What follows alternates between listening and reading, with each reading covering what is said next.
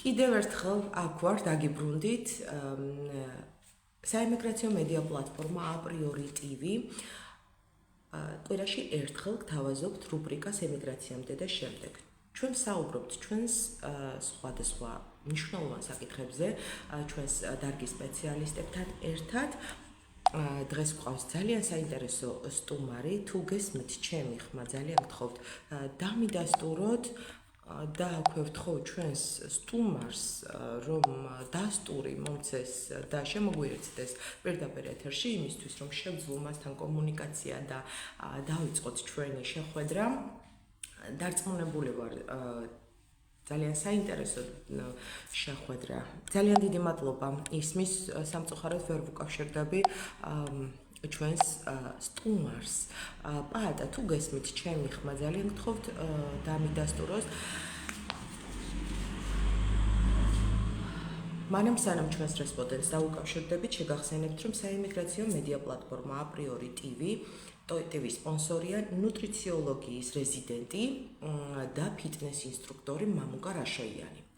აპრიორი TV-ს პარტნიორი გახლავთ იტალიაში მოქმედი ქართულ-იტალიური საემიგრაციო ასოციაცია ჯეოჰაუსი. ჯეოჰაუსი ემიგრანტებს სხვადასხვა სახის საემიგრაციო საკითხების მოგვარებას თავაზობს. ჯეოჰაუსი ემიგრანტების საიმედო პარტნიორია, იყავი ინფორმირებული და მიიღე საჭირო სანდო დროული ინფორმაცია და რაც შეეხება საკონტაქტო ინფორმაციას, ჩვენი რუბრიკის დასრულების შემდეგ მიუთითებ, რომ შეძლოთ თქვენ მათთან კომუნიკაციის დამყარება. ახლა რაც შეეხება ჩვენს საინტერესო რესპონდენტს, გახლავთ მამუკა, გახლავთ პაატა დობორჭკინიძე, ჩვენი გურული რესპონდენტი ჩოხატაურიდან, რომელიც გახლდათ ამერიკის ემიგრანტი და საქართველოში დაბრუნების შემდეგ მან პირველი და ერთადერთი ამ ეტაპზე პირველი და ერთადერთი წიგნი, რომანი, საკმაოდ მოცულობითი რომანი გამოსცა, ეს გახლავთ გრინ კარტა. მე მომეცა საშუალება მის ამ შემოქმედებას, მის რომანს გავცნობომდი ჯერ კიდევ დღის სინათლეს სანამ იხილავდა და საზოგადოებისთვის ნათელი გახდებოდა. გეთანხმებით და შემოგვიერთდება ახლა მისი ენერგიით და და გესმით ჩემი ხმა? მაკვარანცხი ხალხია გეთანხმებით, ქალბატონი ნინო, მე გურული ვარ. ალიალიო, მე ხედავ ძალიან კარგად. კარგი. და მთავარია, რომ თქვენ გინდათ ხართ და მოდით გამოსახულებას, რადგანაც აქვს რაღაც სერიოზული ტექნიკური ხარვისი, მოდით დავთხოვოთ ასე, რომ საერთოდ კიდე აღარ გაქრეს თქვენი ხმა. მე როგორ მწყინს, იმიტომ რომ სპეციალურად ვარცხნილობა გავიკეთე, რომ სიმპათიური ყოფილიყავით მენ ეთერში. კარგი თანახმა ვარ, მე ყველაფერზე მოყვებით. ეს ერთი შეხვედრა და აუცილებლად ჩავნიშნოთ შემდეგი შეხვედრა იმისთვის, რომ თქვენი ვიზუალი დავანახოთ. საუბრება და სხვათა შორის ახლა ჩვენმა ერთ-ერთმა მაყურებელმა აღნიშნა, რომ გურულები მაკვარანცხი და სწრაფი ხალხი ვართო და ეს თქვენი სისწრაფეც ამაში გამოიხატა, რომ მაინც ჩვენთან ხართ იმის მიუხედავად ვიზუალური არ ჩანს. ვიზუალურად არ ჩანს. კარგი, დაარემოშეთ. მე ჩვენს ერთგულ ძვირფას მაყურებელს ემიგრანტებს და არა მარტო ემიგრანტებს ვეტყვი, რომ კვირაში ერთხელ საიმიგრაციო მედია პლატფორმა აპრიორი TV თავაზობთ რუბრიკას ემიგრაციამდე და შემდეგ. ჩვენ საუბრობთ ემიგრაციამდე, როგორ ცხოვრობდნენ ჩვენი ემიგრანტები და ეს გზა როგორ გაიარეს და ძალიან ბევრ მნიშვნელოვან საკითხზე, რაც მათ აინტერესებს, დარგის სპეციალისტებთან. აქვე ვიტყვი რომ საიმიგრაციო მედია პლატფორმა აპრიორი TV სპონსორია ნუტრიციოლოგიის რეზიდენტი და ფიტნეს ინსტრუქტორი მამუკა რაშოიანი. აპრიორი TV-ს პარტნიორი გახლავთ იტალიაში მოქმედი ქართულ-იტალიური საიმიგრაციო ასოციაცია ჯეოჰაუსი. ჯეოჰაუსი ემიგრანტებს ეხმარება ყველა სახის საიმიგრაციო საკითხების მოგვარებაში. ჯეოჰაუსი ემიგრანტების საიმედო პარტნიორია და იყავით ინფორმირებული ყველაფერი იმისთვის, რომ თითოეულმა ემიგრანტმა მიიღოს საჭირო სანდო ხარისხიანი ინფორმაცია. ჩვენი რუბრიკის დასრულების შემდეგ საკონტაქტო ინფორმაციას მივუგებთ იმისთვის, რომ თქვენ მასთან კომუნიკაცია შეძლოთ და მერწმუნეთ ყველა საკითხში კომპეტენტურ სპეციალისტებთან გაივლით კონსულტაციას. ახლა რაც შეეხება დღევანდელ ჩვენს სტუმარს. აბა ზურგის ქარი და კეთილი მოგზაურობა ამერიკაში.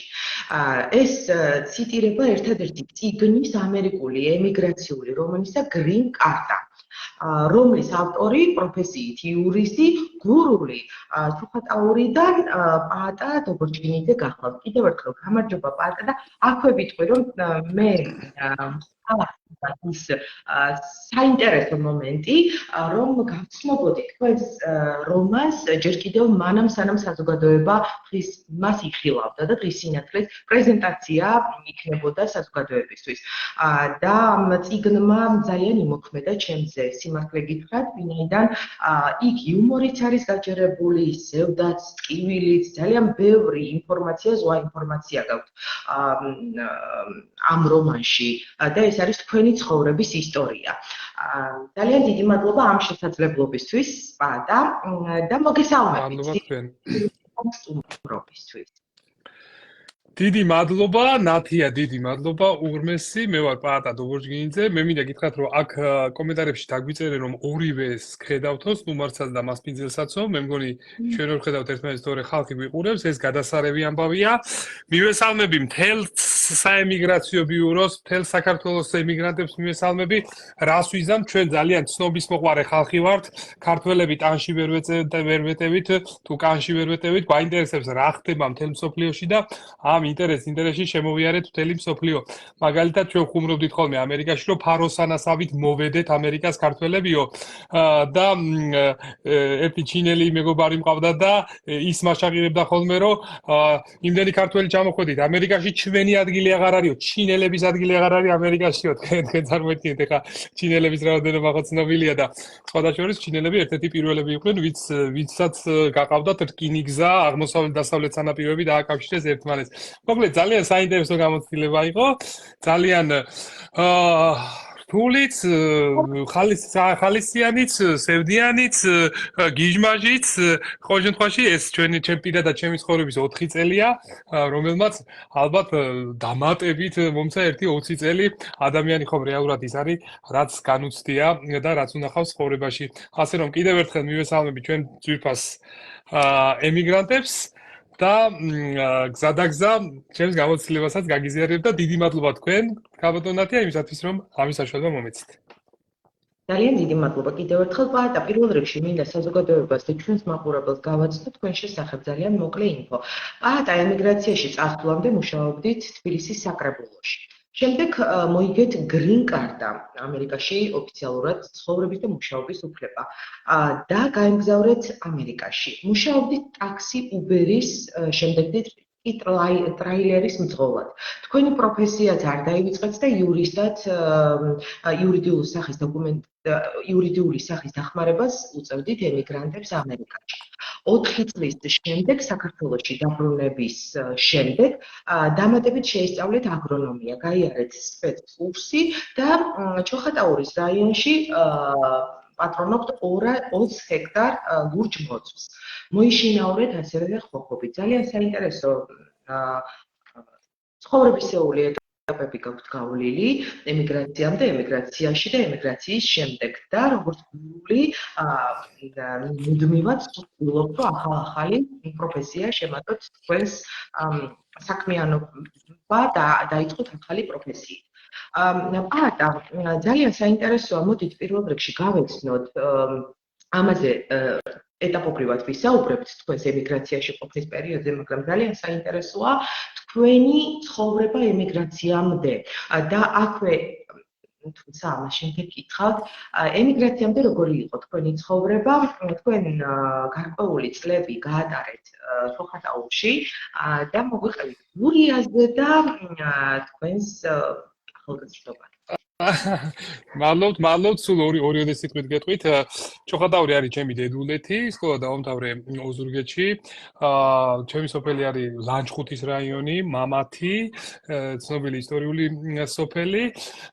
ესე რომ სულ ვამბობ, რომ სრულფასოვანი გურული ვარ, იმ გაგებით, რომ 3 რაიონია გურიაში და 3-ვე რაიონიდან მე ვარ, ასე გამოდის დედულეთი, მამულეთი თუ სადაც სკოლა დამთავრებია და სიჭაბუგეს მივსალმები ვარ და რა თქმა უნდა, ეხლა ჩვეულებრივი ცხოვრებით ცხოვრობდი, თბილისში შემდეგ დავამთავრე იურიდიულ ფაკულტეტი, ამერიკაში წასვლამდე თბილისის საკრებულოში მუშაობდი, ძალიან udardeli ცხოვრება მქონდა, სხვათა შორის ძალიან კარგ კოლექტივში ვიყავი, ძალიან კარგ გოგონებში ვიყავი, ძალიან კარგ ადამიანებში და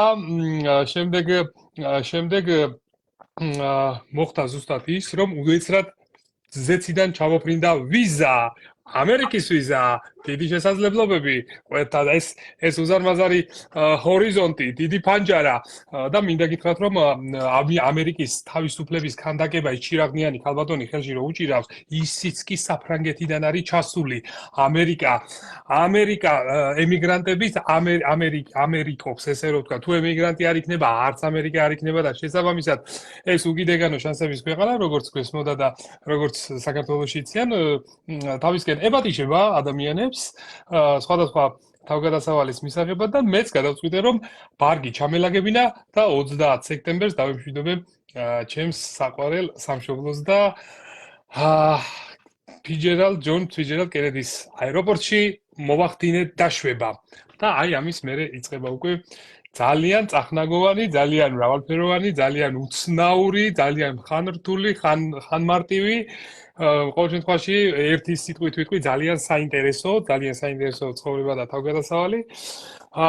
და სწორედ საქმეც იმაშია, რომ ეს იყო 30 სექტემბერს რო წავედი და ჩემი დაბრუნებაც მოხდა 30 სექტემბერს, ჩემ და უნებურად, საერთოდ ეს იყო აეროპორტის რეისის გადადება და რა ვიცი ახლა ისე მეღიმებოდა ხოლმე და ვფიქრობდი რომ დაბადების მოწმობა ხო არ შემეცვალა და საერთოდ დაბადების დღეც 30 სექტემბერს ხო არ გადამეხადა, იმიტომ რომ დაბრუნება რეალურად გავს ხელახლა დაბადებას და დაბრუნების დროს შეიძლება ითქვას რომ ის ცხოვრება რომელიც დატოვე აღარ გვხდება, ის ცხოვრება შეწყვეტილია, თავიდან იწყება, თავიდან უნდა დაიბადო, თავიდან უნდა გაიზარდო, თავიდან უნდა მოერგო, იმიტომ რომ სრულიად შეცვლილია ცნობიერება, სრულიად სხვა მენტალიტეტია, სრულიად სხვა შეხედულებებია, საყვედური გიჩნდება, შენიშვნა გიჩნდება. მე როცა დავრუნდი, ვეუბნებოდი ქართველებს, თქვენ მუშაობა არ იცით ძვირფასებო. თქვენ უნდა იგითხოთ ჩვენ როგორ მუშაობთ იქეთ, სადაც ამერიკაში, იტალიაში, საბერძნეთში, სადაც ქართველები არიან განაწილებული, ხო?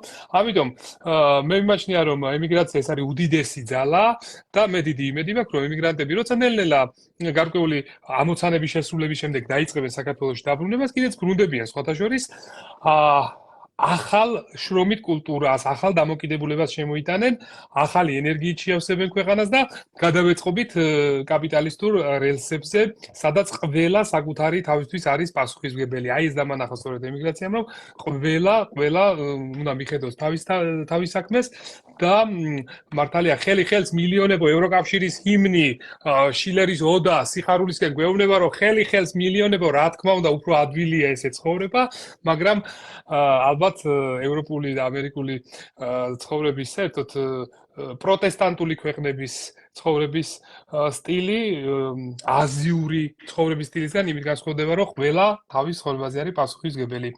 ეს მე დავინახე ჩემი 4 წლიანი ემიგრანტული ყოფის პერიოდში. და მოკლედ რაც დავბრუნდი საქართველოში, იმის მერე ფაქტიურად ენა არ გამიჩერებია, ვლაპარაკობ და რა ვიცი, რაღაცნაირად ვატყობ, რომ არც წინდება ხალხს ეს იქაური ამბების მოყოლა, იმდენია მოსაყოლი დღიდან დღემდე. მოგვიყევით, აი ის ეტაპები, რაც გამოიარეთ 4 წლის განმავლობაში, ძალიან საინტერესო ცხოვრებით ცხოვრობდით, იმის მიუხედავად, საინტერესო ცხოვრებითაც ცხოვრობდით, გამოიარეთ ძალიან ბევრი გაჭირვება, ის რაც ემიგრანტებს თან დაუყვება და ბუნებრივია ეს ემიგრაციაში მარტივად არაფერი არ ხდება, თუმცა მოგვიყევით ამერიკულ ცხოვრებაზე, გქონდათ რა მოლოდინიც გქონდათ ის დაბრუნდათ ამერიკაში? სხვათა შორის მე მინდა გითხრათ, რომ ნიუ-იორკი შეიძლება გაგეცინოთ გავს ფოთს. ჩვენ საყვარელ ქალაქ ფოთს, რატომ? იმიტომ რომ ფოთელებს მაგალითად მეგრელებს არ უძახიან. ანუ ფოთი არის საპორტო ქალაქი, საიდანაც ხდება ხომ ტვირთების მიღება, ახალი ნაკადების გაცილება დაუშვათ, აი ზუსტად ნიუ-იორკს ტიპიური ამერიკელები ამერიკას არ უძახიან. ანუ ნიუ-იორკი არის მართლაც სოფლიოს დედაქალაქი. სოფლიოს დედაქალაქი იმაგებით, რომ ყველა იქ არის, ყველა იქიდან იწყება ფეხის ადგმა, პირველი ნაბიჯები და მინდა გითხრათ, რომ ის პლუსი რაც აქვს ამერიკას სხვა ქვეყნებთან შედარებით, ეხლა თქვენ მაგალითად იტალიაში ბრძანდებით, ხო? ვიღაც იტალიელი გეტყვი, რომ თქვენ ქართველი ხართ, მე იტალიელი ვარ. ხო და აი ნიუ-იორკში მაგას არავინ არ გეტყვით. იმიტომ არ გეტყვით, რომ ყველა ჩასულია, ისედაც ყველა ჩასულია. თქვენ რო იცოდეთ პირველი დაბრკოლება, პირველი ჯახი, რაც სავაწყლიდან გამოიწვია სულ რამოდენიმე თვეში ჩასვლიდან, ეს იყო დაუდგრომელი პრეზიდენტი დონალდ ტრამპი, რომელმაც იგივე პოლიტიკით, რაც ეხლა დაიწყო, განაცხადა, რომ ამდენი ემიგრანტი ამერიკას არ ჭირდება და სწორედ მაშინ დაიწყო ცოტა პირველი პროტესტი და კონფლიქტი და საქმე რაში იყო, იცით, ეგ შეიძლება იუმორშიც გავატაროთ, რომ იმხელა დანაკარნები ქონდა, რომ ფიქრობდით, ბებია ქართველი ხო არ ყავს ამას საერთოდ. ხვდებით, აბა საიდან ამხელა ამბიცია, უფრო კოლხი მეგრელი ქალი. თქვენ რა გონიათ, მელანია ტრამპი, მისი მეუღლე, მელანი, აი დაუკვირდით, ეგეც მეგრელია, სავარაუდოდ, მაგრამ ეხლა მე მაგას არ ჩაუღრმავდები და ბატონი პრეზიდენტის ცოლიც კი სამოდელო ბიზნეს ჩამოყვა და დარჩა. პრეზიდენტის მშობლებიც კი ჩამოვიდნენ და ემიგრანტებად ჩაბარდნენ 30-იან წლებში.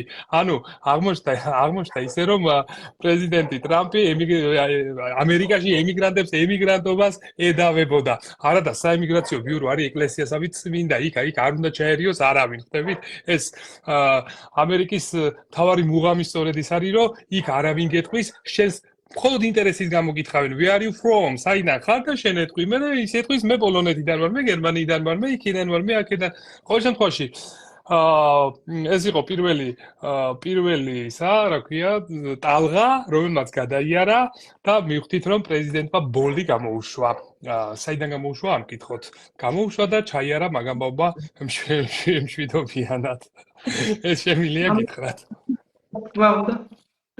პატა, რა დაბრკოლებების წინაშე აღმოჩნდით? თქვენ გქონდათ green card-ა, რომელიც ამერიკაში ცხოვრების, მუშაობის, ლეგალურად მუშაობის უფლების შესაძლებლობას აძლევს ემიგრანტს. არის თუ არა განსხვავება, მე ვამბობ, არალეგალურად ჩასული ემიგრანტებსა და green card-ის მფლობელებს შორის. რა განსხვავებაა, რამდენად რთულია თუ მსგავსი სირთულის წინაშე შეიძლება აღმოჩნდეს ემიგრანტი, არ აქვს ამას მნიშვნელობა, green card-ის მფლობელი იქნება თუ არალეგალი. კი, მოდით ახლა ჩვენ ესე გავაკეთოთ, რომ შესწორება შევიტანოთ ცირედი, იმიტომ რომ მე green card არ მქონია, მე მქონდა ვიზა. და როგორც კი ჩავედი, მაშინვე შევიტანე საბუთები green card-ის მისაღებად. ანუ არის ილუზიები, წარმოდგენები, რომელიც წლიდან წლამდე არ იცვლება და უამრავი წელი უნდა გავიდეს, რომ მიხვდე, რომ არასორი იყო თავიდანვე. კერძოდ, ეს არის ის, რომ გავა 1 წელი, 5 წელი და რაღაცა შეიძლება, ანუ რის თქმა მინდა სამუშაო უფლებას მიიღებ ადვილად და ამის შემდეგ შენ green card-ა გაქვს, საერთოდ ამერიკის პასპორტი გაქვს, არავითარი მნიშვნელობა აღარ აქვს, იმიტომ რომ ერთადერთი პოლიტიკურ ნაწილში ხარ შეზღუდული, პრეზიდენტს ვერ აირჩევ, კონგრესს ვერ აირჩევ, თორე სხვა მხრივ, როცა გაქვს სამუშაო უფლება, შეგიძლია ჩათვალოთ, რომ გათანაბრებული ხართ აბსოლუტურად ჩვეულებრივ ამერიკელთან. შესაბამისად, ჩვენ რომ მუშაობდით მაგალითად, ხო? და ხშირად ვეკითხებოდი ადგილობრივ ამერიკელებს, სხვათა შორის, რო გაიგო რა ხდება ქვეყანაში, ბევრი შეკითხვა უნდა დასვა, ხოლო ამერიკაში ისევე როგორც ევროპაში დარწმუნებული ვარ, ეს ბევრი შეკითხვა არავის არ შეავენებს. კერძოდ, რამდენი გაქვს ხელფასი, ეს ძალიან დაფარული თემაა. ხო, დაცული თემაა. ხო და აი როცა უკვე მე ტაგზე ვმუშაობდი და მგზავრები გადამყავდა, ეს იყო უნიკალური შესაძლებლობა, ეს მარტო ნიუ-იორკის მასშტაბით ხო არ იყო, აეროპორტიდან დაფრინდებოდნენ ვისკონსინიდან, დაკოტადან, რა ვიცი, ტეხასიდან. ხო და აი რომ ვეკითხებოდი ასეთ საკითხებს, ხო, აღმოვაჩინე, რომ ჩვენ უფრო მაღალ შემოსავალზე ვიყავით, ვიდრე რიგითი ამერიკელი, რომელიც მუშაობს მუშაობდა უფრო კულტურულ საქმეზე, ესე ვთქვათ, დავუშვათ პედაგოგად მუშაობდა თუ რაღაც მუშაობდა და მე როცა მე ვეუბნებოდი, ცოტა გაკვირვებას იწვევდა, მაგრამ სამაგიეროდ ჩვენ ვშავდით არა ნორმირებულად, ხო? ანუ საჭიროზე მეტად ზოგადად. ხო და ანუ იმის თქმა მინდა, რომ რაიმე განსაკუთრებული პრივილეგია იმის გამო, რომ მოქალაქე ხარ, თუ არ ხარ მოქალაქე და არ არის. თავარია რომ სამუშაო იყოს, ხოლო ნიუ-იორკის როგორ არის საქმე? ისმის ხო? ისმის. ნიუ-იორკის ისმის თქვენი ხმა. მეკითხებოდით? არა. კი, დაი რო კი, ნიუ-იორკის სხვათა შორის ეს იდეალური ადგილია ემიგრანტებისთვის, იმიტომ რომ როცა პრეზიდენტმა ტრამპმა დაანონსა ემიგრანტების გაძევება, ნიუ-იორკის მერმა უთხრა გავანადგურებ ყველა ინფორმაციულ ბაზას და თქვენი ხელი ვერ შეეხება.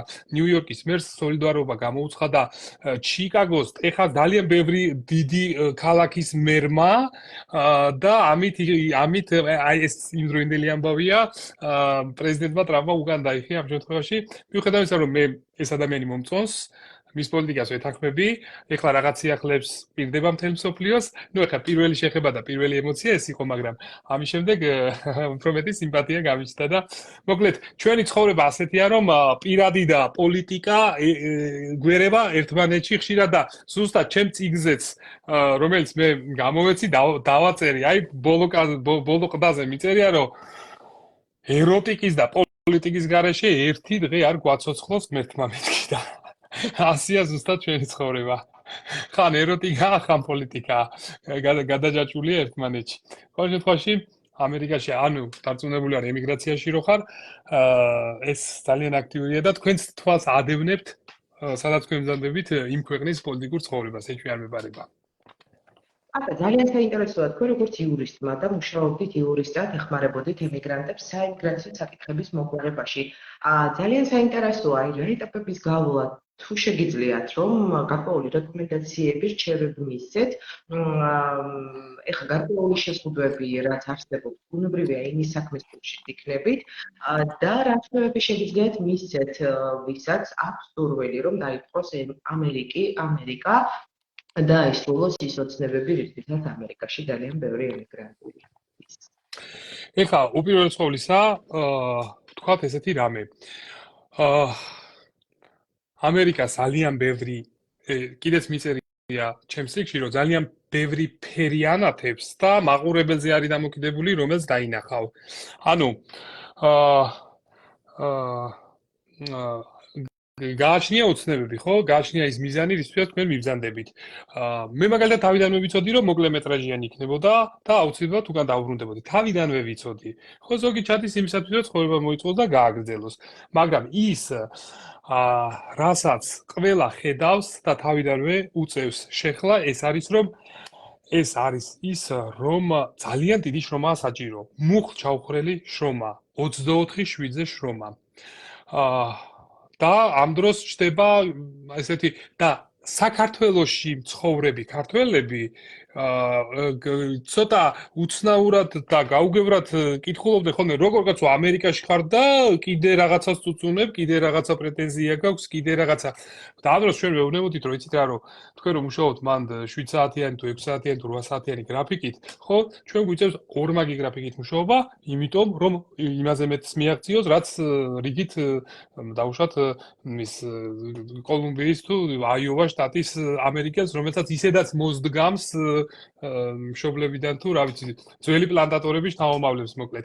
ხო და რა თქმა უნდა, ეხლა იურიდიულ საკითხებს რაც შეეხება, ეხლა შეცვლილია, ეხლა ისევ პრეზიდენტ ტრამპის გამო ცოტა შეცვლილია სიტუაცია და მთელი რიგი გამაფრთხილებელი ზომებია საჭირო, რომ აი ამ ტალღაში არ მოყვე, იმიტომ რომ ეს არის ისეთი უზარმაზარი ქვეყანა და იმდენ მილიონიანი 350 მილიონიანი კაცია, რომ იქ ხანდახან სიმართლის გატანა ჭირს ხვდებით, აი ტალღაში არ უნდა მოყვე. აი თქვენ წარმოიდგინეთ რა მარტივია საქართველოში ცხოვრება, როცა ყველა ერთმანეთს იცნობს, ხო? აი მაგალითად რაღაცა დანაშაული თუ მოხდება, ხო, აი დარწმუნებული იყავით 80%-ით, ხო? სამ პოლიციამ უკვე იცის ვინ არის იმ დანაშაულის ავტორი, განსაკუთრებით რაიონებში. ძალიან დიდი ალბათობით. ეხლა თქვენ წარმოიდგინეთ, რომ მე ვმუშაობდი მაგალითად პიცის მიტანაზე ვმუშაობდი მაგალითად და იქ იყო უბნები პენსილვანიაში, პიტსბურგში, აი ულამაზეს ნამდვილ ამერიკულ ქალაქში, სადაც შეკვეთა შემოდიოდა და ჩვენ არ გავდიოდით.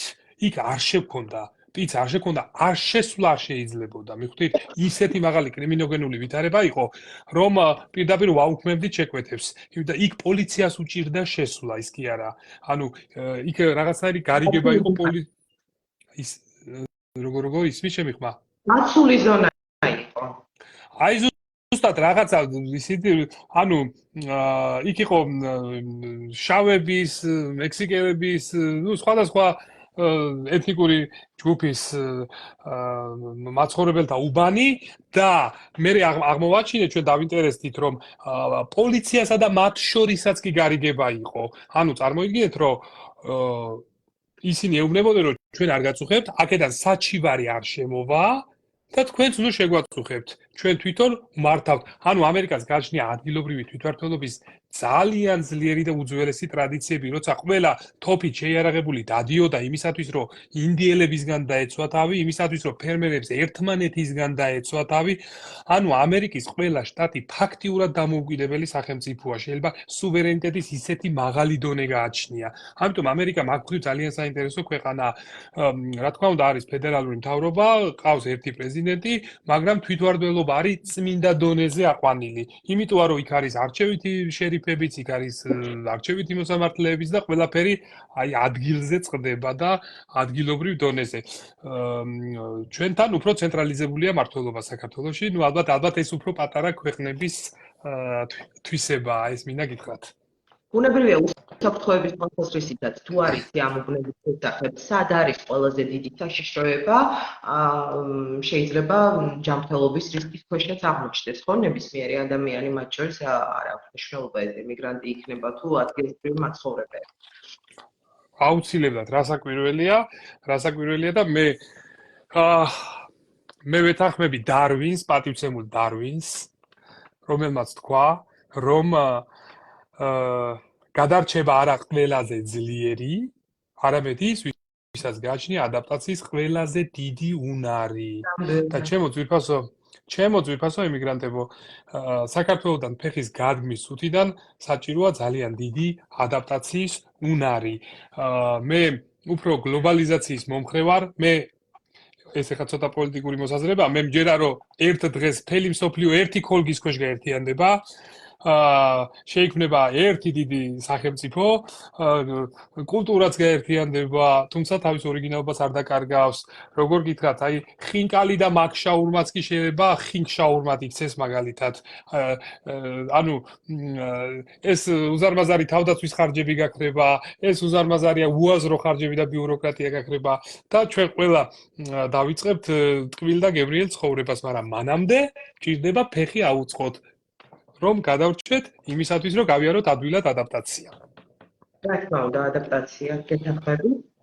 პატა, გვიანბეთ, ძალიან საინტერესოა თქვენი ამერიკული ცხოვრების და მე დარწმუნებული ვარ, თქვენს მაყურებელსაც ძალიან აინტერესებს განიცადოს ის განცდა, რაც თქვენ განიცადეთ. რომელი ყველაზე საინტერესო, რომელი იყო თქვენთვის ამ 4 წლის განმავლობაში დასამახსოვრებელი, თავგადასავლებით სავსე. თქვენ ცხოვრობდით უშუალოდ ნიუ-იორკში. მაგრამ გიწევდათ გადაადგილება ბუნებრივია და ცხოვრება 4 წლის განმავლობაში. გვიანბეთ, რომელი ქალაქი იყო ყველაზე ლამაზი, ყველაზე საინტერესო, რით დაგამახსოვრდათ, რით იყო გამორჩეული, ხალხის დამოკიდებულება, კულტურა, ეს ძალიან საინტერესოა, უშუალოდ თქვენგან მოვისმინოთ და თან ეს ყველაფერი მეტნაკლებად ძალიან ესეთი მცირე დოზით არის აღწერილი თქვენს წიგნშიც. მაგრამ მანამ სანამ მკითხველი ამ ყველაფერს გაეცნობა და წაიკითხავს, გვიანბეთ, ძალიან საინტერესო იქნება. რა თქმა უნდა, დიდი მადლობა შეკითხვისთვის.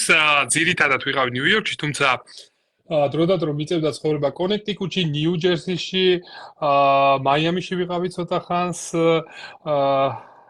ეს საინტერესო გამოცდილება იყო იმდენად, ანუ ამერიკის ნახვა თუ გინდა, რეალურად ერთ შტატში არ უნდა მიხვიდე, იმდენად განსხვავებულია ყველა შტატი ერთმანეთისგან.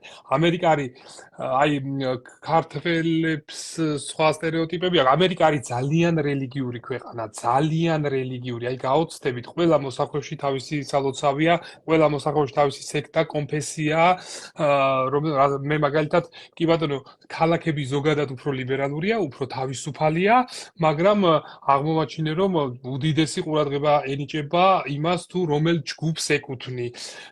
შესაბამისად, რა თქმა უნდა, ხა ნიუ-იორკი მთელი მსოფლიო ჟამია, ესე რომ ვთქვათ, მაგრამ როგორც კი ნიუ-იორკიდან გახვალ, წააწყდები ამიშების, მაგალითად, ეს არის გერმანული სექტის, ძალიან ძლიერი სექტის დასახლებებს, სადაც დღემდე ელექტროენერგია არ არის, დღემდე ცხენით და ეტლით ხდება გადაადგილება, იმიტომ რომ ასეა მათი რელიგიური მოწყობა, მაგრამ ამავე დროს მინდა გითხრათ, რომ ამიშების ამოყვანილი ყველი, მაგალითად, ყველაზე გემრიელი ქართული ხაჭაპური კეთდებოდა, მინდა გითხრათ, იმიტომ რომ მაღაზიებში მსგავსება როგორ? რამდენად თქვენ ამბობთ, რომ ხაჭაპური კეთდებოდა, მაგრამ რამდენად დიდია მსგავსება თან მაშინ, როცა აიმიგრაციაში ეს ამ ყველაფრის სურნელიც კი გიზიდავს ქართული კერძები. რა თქმა უნდა, თქვენ შეიძლება გაგიკვირდეთ და ისე დახელოვნდა ქართველები, ჩვენ ძალიან ნიჭიერი ხალხი ვართ.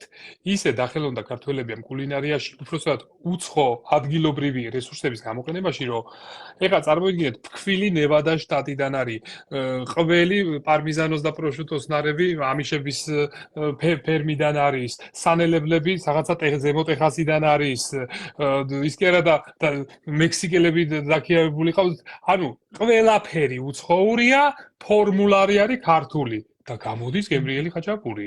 აი გაგიკვირდებათ, ისეთი თქვენ ვერ წარმოიდგენთ, ელარჯი და გებჟალია კეთდება ბრაიტონ პირველზე მაგალითად. შეიძლება მეგრელებს ეწყინოთ კიდეც ზუგდიდურს ვერ ჯობია ნამდვილად, მაგრამ ამერიკულ ყაიდაზე სახტად დავრჩი, რომ როგორ შეიძლება და ასე მიმსგავსებოდა ორიგინალს. ანუ ქართული რესტორნებით, კვების პუნქტებით სავსე ამერიკა და მინდა გითხრათ, რომ ეს ძალიან მაღალ დონედ ითვლება. ეს იტალიურ რესტორნებზე უფრო ძვირია ქართული კერძები და თუ ვინმეს უნდა რომ სიყვარულში გამოუტყდეს, აუცილებლად ქართულ რესტორნზე ძალიან მაღალ დონედად, რომ აი ქართულ რესტორანში ხდება დაპატიჟება და ყვავილის შუქება და ასე შემდეგ. ამის საპირისპიროდ, აი ხა უბრალოდ მინდა გითხრათ, აი ჩვენი სტერეოტიპები საპირისპიროდ მაგალითად არ მინდა ახლა იმას ჩამეთვალოს ანტირეკლამაში, მაგრამ აი მაგალითად მაკდონალდსი ითვლება როგორც ყველაზე იაფი, ყველაზე დაბალი კლასის მუშების, გლეხების, ემიგრანტების თუ ვიღაცების თუ აი ხო ხვდებით როგორ გითხრათ, მე 4 წლის განმავლობაში გოგო არ დამიპატიჟებია მაკდონალდში. არ იყო მაღალი ტონი, ხვდებით?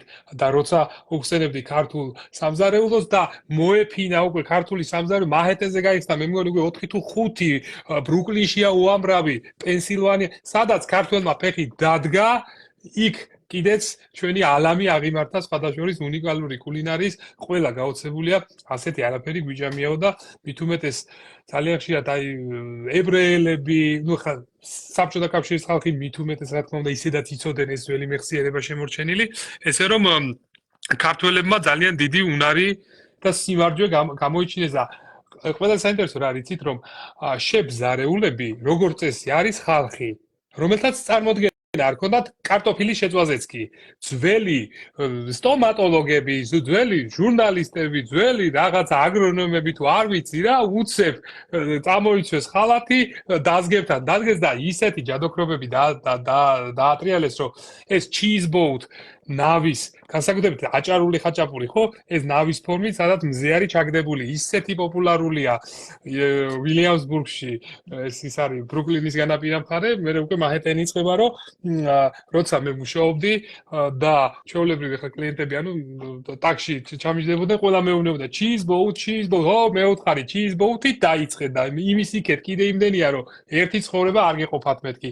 მართლაც ქართული კულინარია, ქართული კულინარიით შეგვიძლია მთელი მსოფლიოს დაპყრობა და რა ვიცი მე ძალიან ბევრი დადებითი თვისება გვაქვს და ემიგრაციამ დამანახა ერთი ძალიან მნიშვნელოვანი რამე. მაგალითად გეტყვით. მივდივარ მანჰეტენზე. უბრალოდ ვიღაცას გაუფუჭდა მე-5 ავენიუზე მანქანა. როგორ მიქცევით ახლა დროს, ხო? ერთი კაცი დაწინაურდა და აწვება უკნიდან ერთი კაცი. რა თქმა უნდა, მივეშველე იმ წუთას მივარდი და ვაწვევი მეც.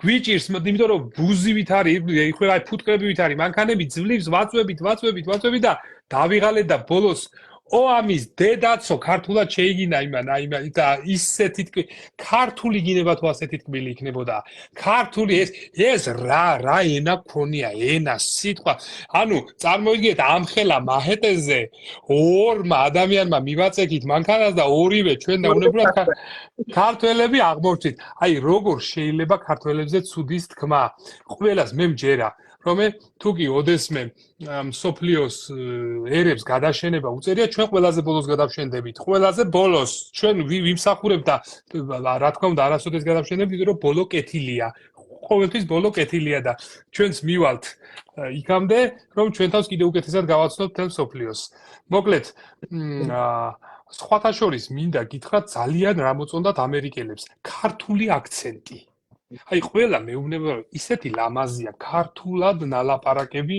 ინგლისური ხდებით ანუ როცა მე ვლაპარაკობდი მე პრობლემა არ მქონია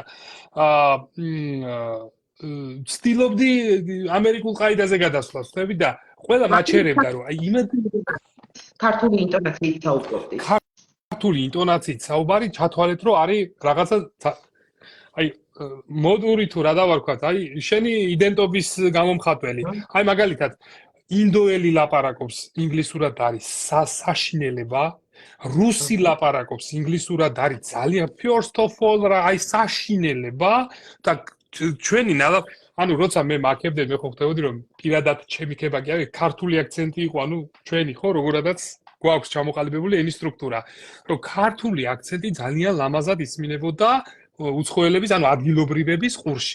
ამიტომ მე ყველას ვეუბნებოდი ქართველებს რომ პირიქით ილაპარაკეთ, სასიამოვნოთ ისმინება, პირიქით ჩვენი ქართული გინებაც რა თქმილი იყო, როგორც გითხარით მანჰეტენზე, ისე გამიხარდა ცას მოვარეხელი სიხარული და მით უმეტეს მოფერება და სიყვარულში გამოწყობაში ხო ბადალი არ გვყავს.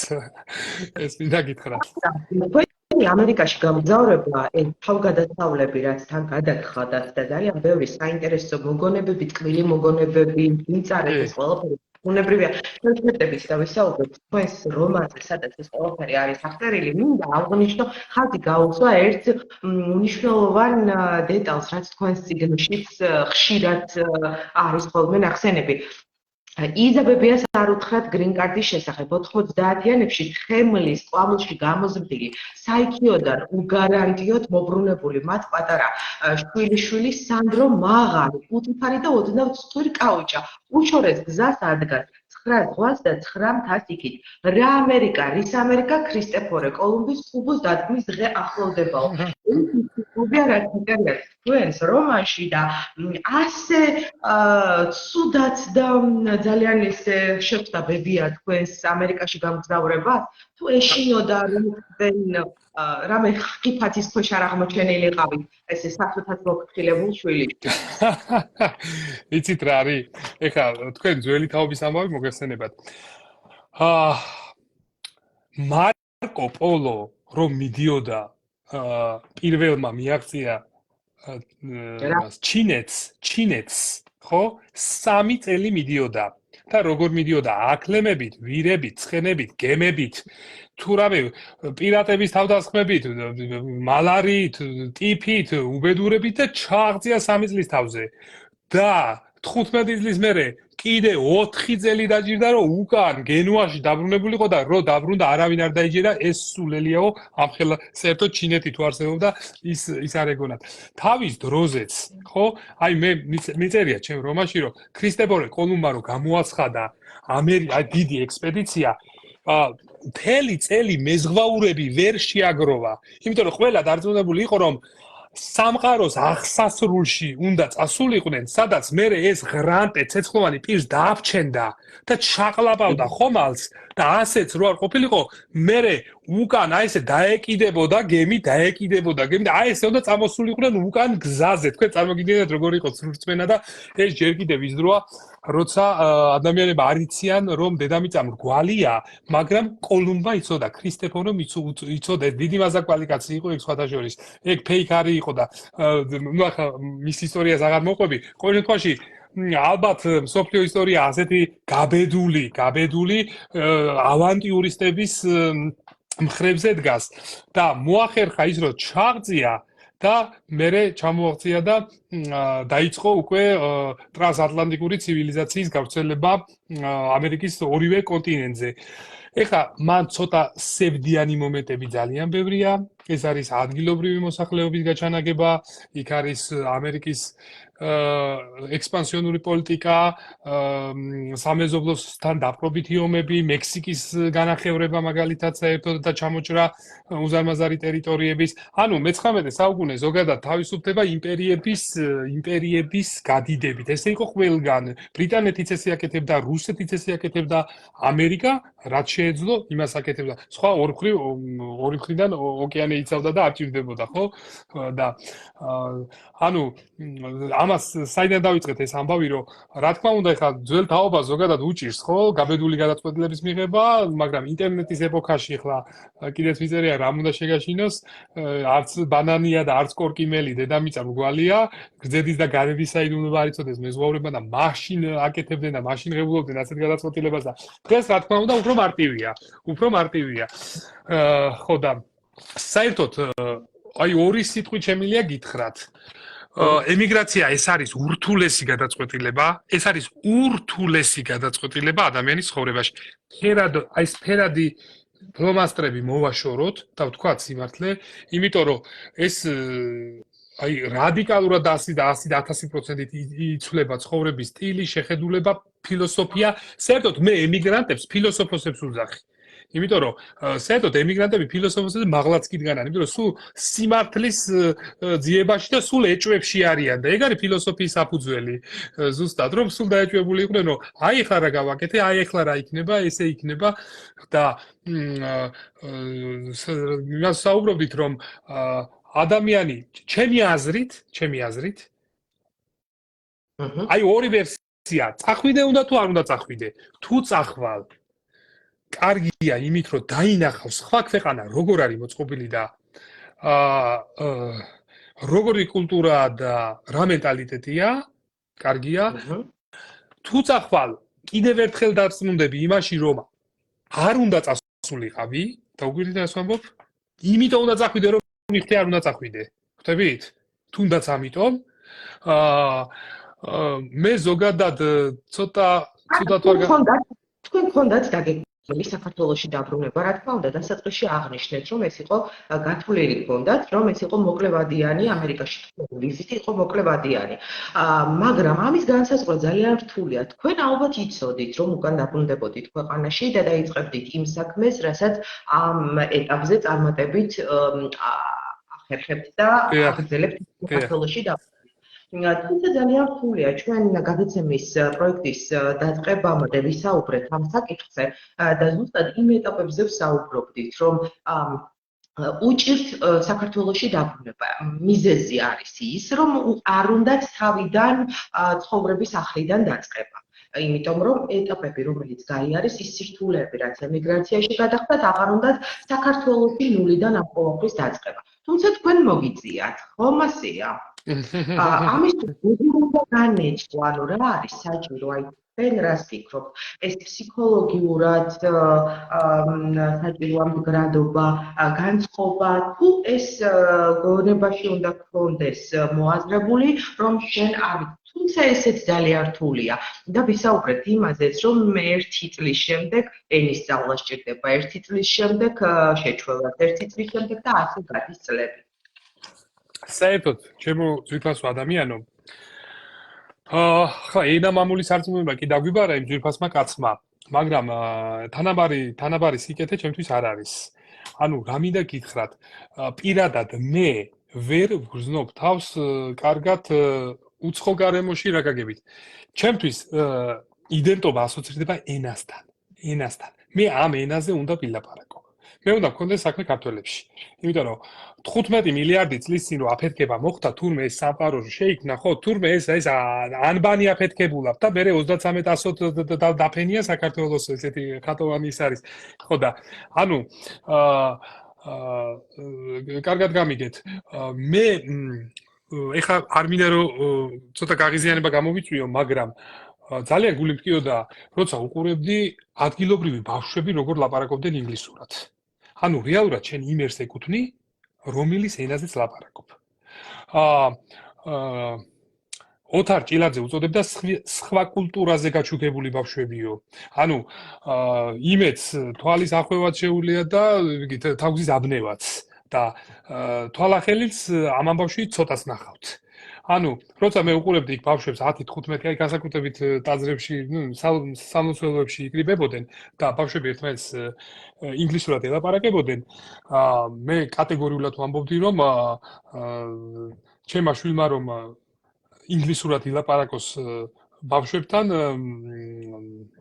გავაშვილებ მეთქი საერთოდ, ანუ კარგად გამიგეთ, პირდაპირ არ გამიგოთ, ანუ მე მესმის იმ ხალხის ოჯახებიანად მიდის, ძალიან კარგად მესმის, იმიტომ რომ აქ დატოვება არ შეიძლება, მთელი რიგი მიზეზი, ცოლქმარი მიდის, ბავშვები მიყავთ, სხვა გზა არ არის, იქ სკოლები, მე მინდა გითხრათ ასევე უცნაური ფაქტი და აი ეს ძალიან ბევრი სტერეოტიპი არის დასანქრები. საჯარო სკოლები ამერიკული არის ძალიან სუსტი. თვითონ ამერიკელები გეტყვიან, თქვენ შეგიძლიათ დაგუგლოთ და აღმოაჩენთ, რომ საჯარო სკოლები არ ვარგა. აბსოლუტურად არ ვარგა. სწავლის მეთოდი. არავითარ. რა თქმა, ნუ დავალებას არ გაძლევენ უმარტივესი პროგრამა, მშობლები ამბობდნენ საერთოდ ვერ ვიგებთ რა, ანუ თავიდანვე საერთოდ ამერიკული სკოლა იყო აგებული ამ პრინციპზე, რომ უნდა აღეზარდა ჯენტლმენი. მე-20 საუკუნის დასაწყისიდანვე სკოლის ფუნქცია იყო ჯენტლმენის აღზრდა და არა მაინდა-მაინც რაღაცა განათლების მიცემა ბიოლოგიასა და ქიმიაში. ხო და ანუ ქართული სკოლა რა მდგომარეობაშიც არის, უფრო რთულია და უფრო ძლიერია საგანმანათლებლო პროგრამით. იმიტომ რომ ბავშვები აქ მე-7-მე კლასიდან უკვე იქ გადასულები გაოცებას იძლევდნენ ამერიკელი პედაგოგების. რომ კალკულატორის გარეშე, ქვეშ მიწერით, რაღაცით, რომ აი ეს სად ისწავლეთ, ანუ ეს რამე სპეციალური ის იყო ეკითხებოდნენ, რა ქვია, სპეციალური პროგრამა იყო თუ სკოლაში, საჯარო სკოლაში იმაშვებოდნენ, რა ქვია, გასწავლდნენ. ანუ ამერიკული საჯარო სკოლა ჩათვალე არაფერი არ არის. ხვდებით? ამიტომ თუ გინდა რამეს მიაღწიო, უნდა იარო კერძო სკოლაში. კერძო სკოლა არის უძვირესი. კერძო სკოლაში ბავშვის სიარულის საშუალება ამერიკელთა თვითონ ამერიკელების 5%-ს არ აქვს. ისეთი ძვირია. ხო და ანუ აი ამ პრობლემებს უკვე ჩასვლის მერე აწყდები და ჩასვლის მერე ხედავ. ხვდებით? ხო და ნუ ამ პირობებში და ნუ ძალიან კიდე ცოტა შეიძლება გაგვიგრძელდა საუბარი ძალიან რომ მე ვიცოდი რომ მე უკვე უნდა დავრუნებულიყავი ამ ენაზე უნდა მელაპარაკა მე ამ ენაზე უნდა ელაპარაკა ჩემს თავმალობას და საქართველოში უნდა გამოცდილება უნდა გამეზიარებინა და ადგილზე უნდა შემეცვალა რაღაცა ჩემ მიკრო დონეზე რეალობა და ზუსტად ჩამოსვლის დღიდან ეგ დავიწყე.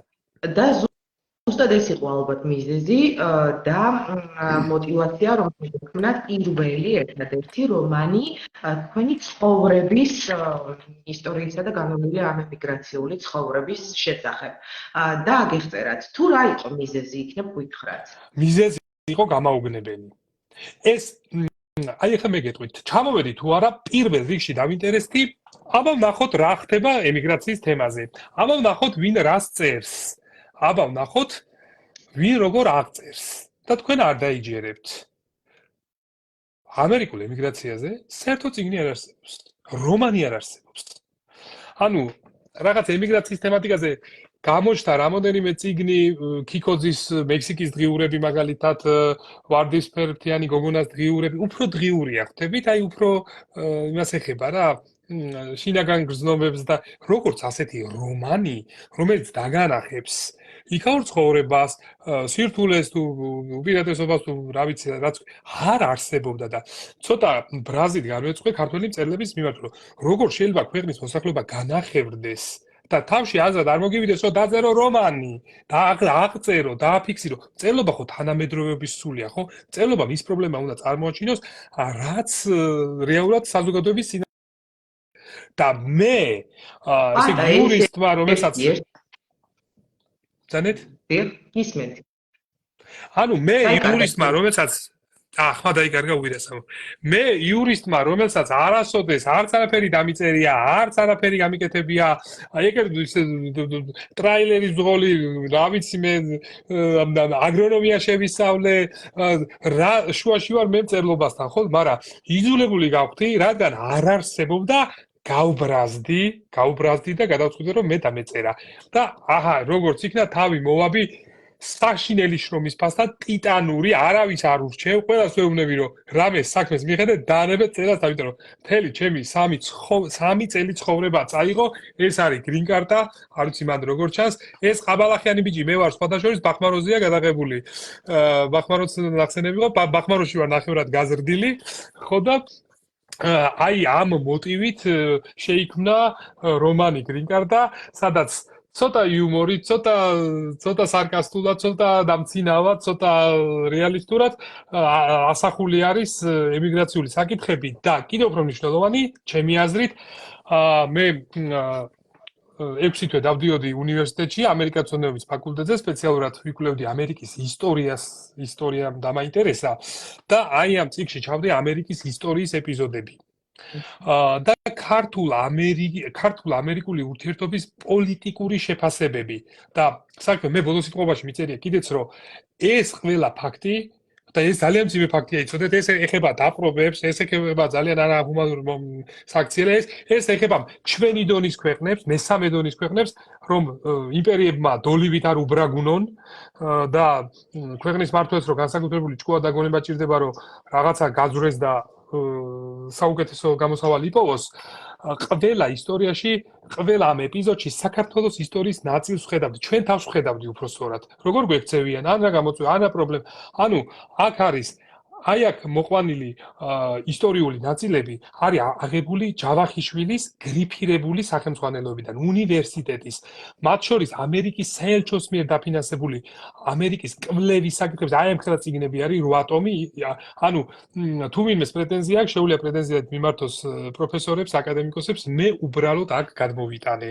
ანუ ის რაღაცა 50 გვერდიანი მასალა გადმოვიტანე ერთ გვერდში, რომ არ ყოფილიყო მოსაწყენი, ყოფილიყო ინფორმაცია და თან კითხვას გაიგო.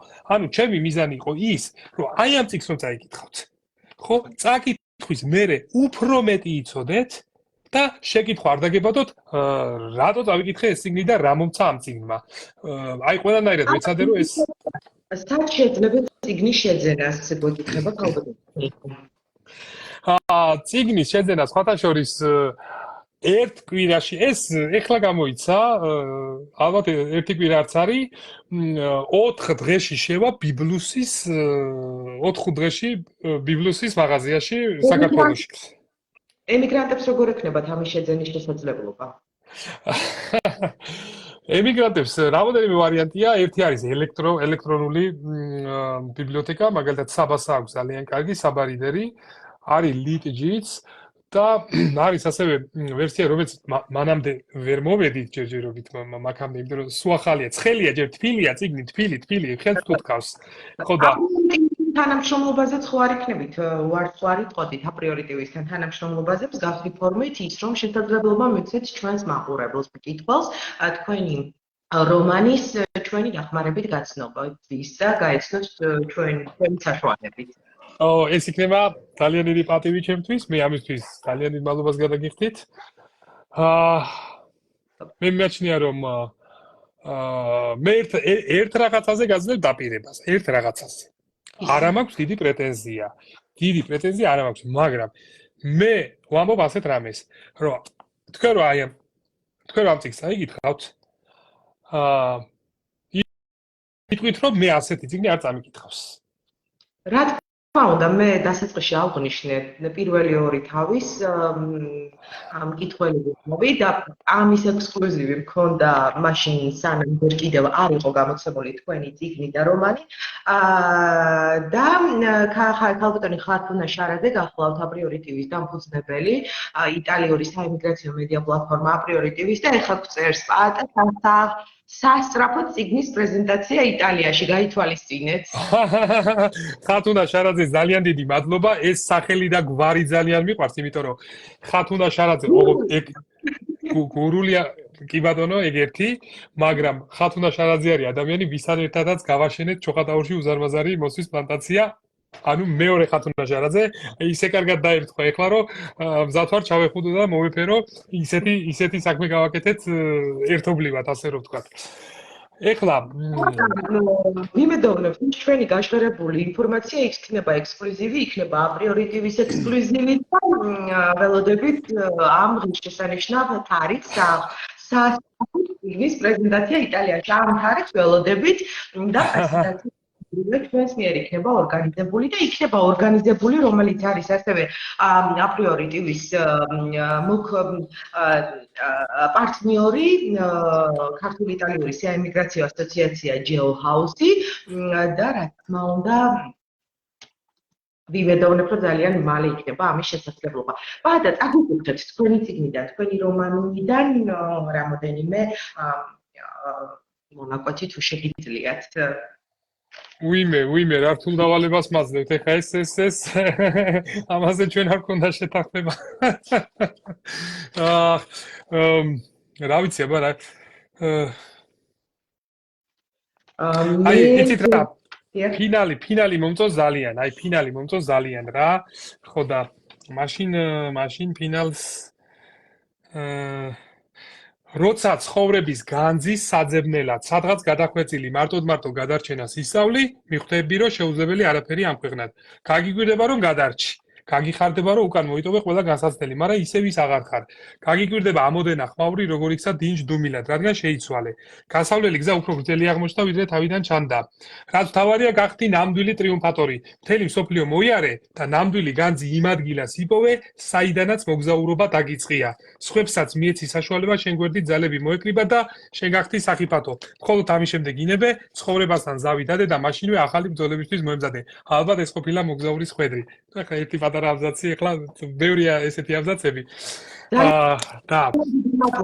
და მოტივაციისთვის, ამ თქვენი ბურული იუმორისთვის, ამ ყველა პოზიტიურად გადმოცემული ამერიკული ემიგრაციული ცხოვრების შესახებ რაც გვიამბეთ და ძალიან დიდი მადლობა. მომავალ შეხვედრამდე და ვიმედოვნებ და ვიტოვებ იმედს, რომ ეს პრეზენტაცია ნამდვილად იქნება შესაძლებელი კი არა და ნამდვილად შედგება და ჩვენ ვიქნებით ექსკლუზივი ამ ყველაფრის ორგანიზატორები.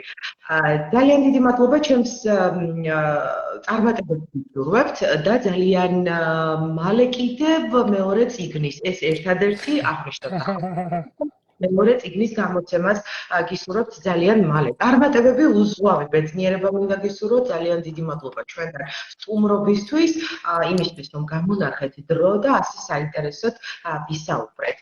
თუმცა ვიზუალზე მე არ დამიწყებია, აუცილებლად ამას ეს ბუნებრივია ტექნიკური ხარვეზი იყო და ეს ტექნიკური ხარვეზი რომ გამოვასწოროთ და მე პირობას შევასრულებ, რომ ჩვენი შეხვედრა კვლავ იქნება შესაძლებელი და მოგეცემათ შესაძლებლობა, რომ თქვენი დღეს სილამაზის სალონში დახმარების და თქვენი ვიზუალის ჩვენების სურვილი შესაძლებლობა რომ არ მოგვეცა და მოგეცათ, ამას გამოვასწორებთ და შემდეგ ეთერში, როცა ჩვენ ამას დავილაპარაკებთ და დავგეგმავთ, აუცილებლად ნახავთ ჩვენი მაყურებელი პატა დაბორჭინი პირადად.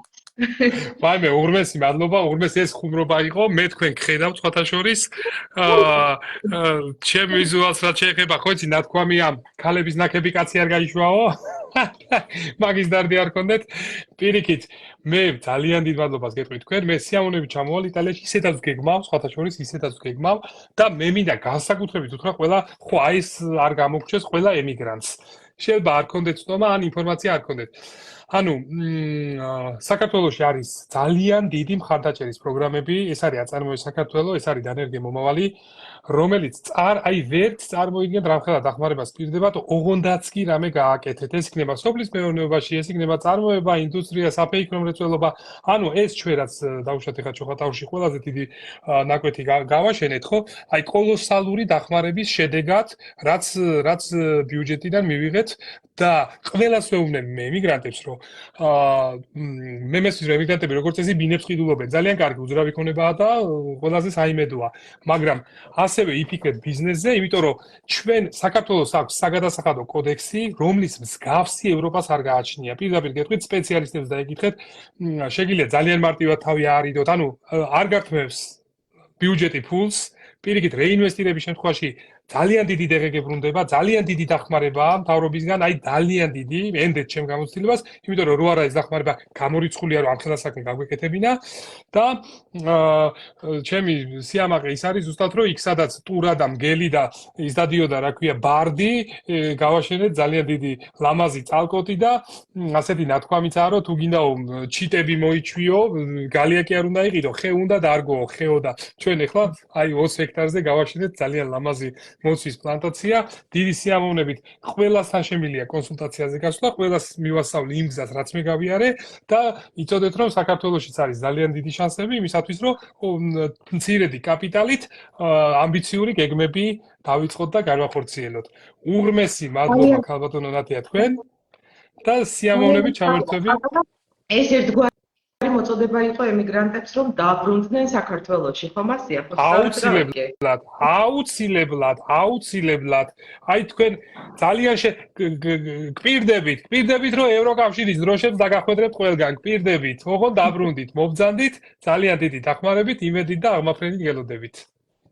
ძალიან დიდი მადლობა. წარმატებებს გისურვებთ. ჩვენ მოგურებელს, მსმენელს და მკითხველს შევახსენებთ, რომ საემიგრაციო მედია პლატფორმა აპრიორიტივის სპონსორია ნუტრიციოლოგიის რეზიდენტი და ფიტნეს ინსტრუქტორი მამუკა რაშოიანი.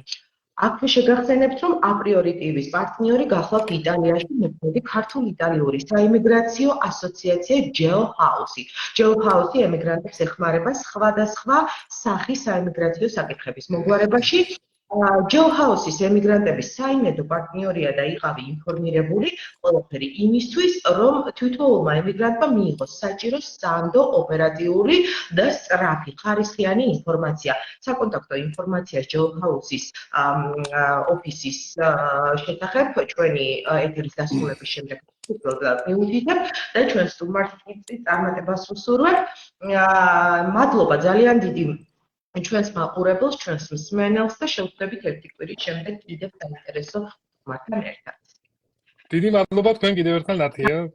ძალიან გამიხარდა და მოვიკითხავ და გულში ჩავიკრავ ყველა ემიგრანტს. გენაცვალე თქვენ. ძალიან დიდი. ნახვამდის და წარმატებები. კარგად გრძანდებოდით.